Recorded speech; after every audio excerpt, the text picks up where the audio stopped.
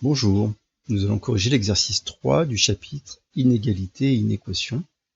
Cet exercice porte la référence 856. Alors, on considère l'expression grand D qui est égale à 4x plus 2 sur 5. Première question, on nous demande de calculer grand D pour x égale 3 quarts. Et ensuite, on se posera la question, est-ce que 3 quarts est solution de l'inéquation 4x plus 2 sur 5 strictement inférieur à 3. Donc, D est égal à 4x plus 2 sur 5. En remplaçant x par 3 quarts, ça va nous donner 4 fois 3 quarts plus 2 sur 5. Donc, les 4 se simplifient. Ça nous donne 3 plus 2, 5 sur 5. C'est égal à 1.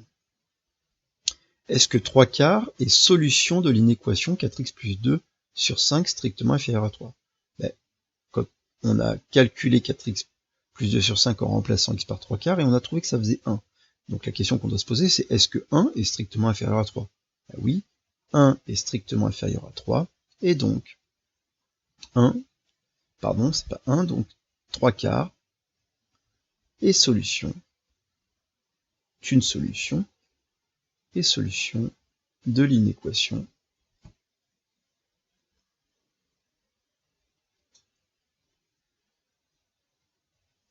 4x plus 2 sur 5 strictement inférieur à 3.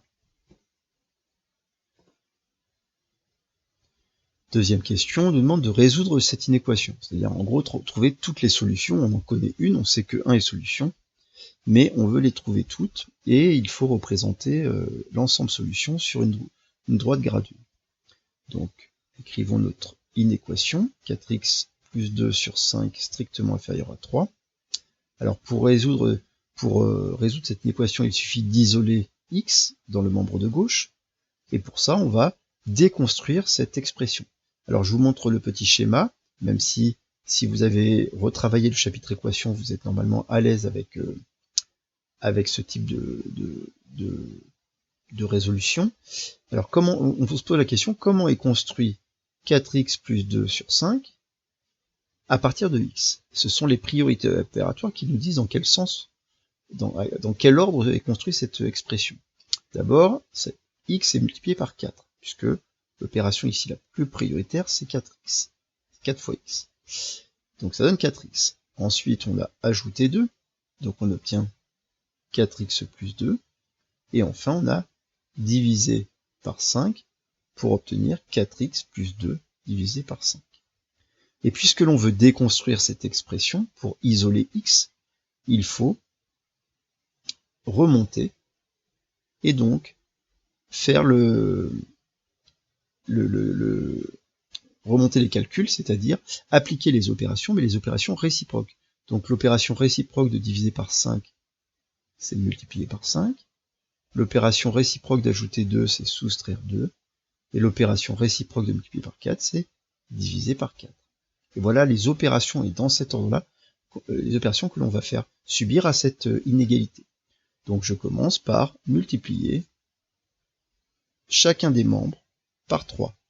Quand je multiplie par 5, pardon. Quand je multiplie par 5 chacun des membres, le 5 est positif, ça ne change pas l'ordre donc de mon inégalité.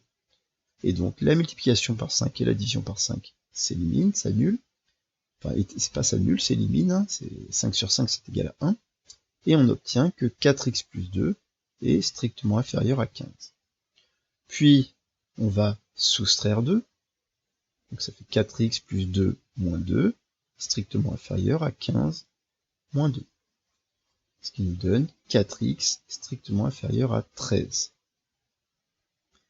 Il nous reste à diviser par 4 chacun des membres. On conserve l'ordre puisque la division par un positif conserve l'ordre. Donc 4x sur 4 strictement inférieur à 13 sur 4. Et on obtient que x est strictement inférieur à 13 quarts. On nous demande de représenter l'ensemble solution sur une droite graduée. Donc, on peut placer le 0 ici. On peut placer 13 quarts, faites un petit peu n'importe où, puisqu'on n'a pas choisi d'échelle. Et on va assurer, on va dire que l'ensemble solution, c'est tous les nombres qui sont strictement inférieurs à 13 quarts Donc, j'assure la partie qui se trouve à gauche de 13 quarts. Il faut se poser la question, est-ce que 13 quarts est une solution? Non, 13 quarts n'est pas une solution, puisque 13 quarts n'est pas strictement inférieur à 13 quarts.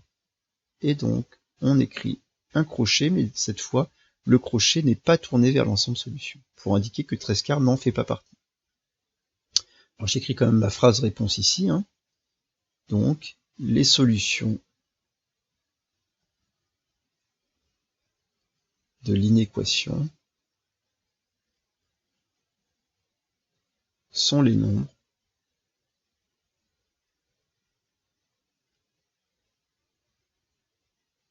strictement inférieurs à 13 quarts.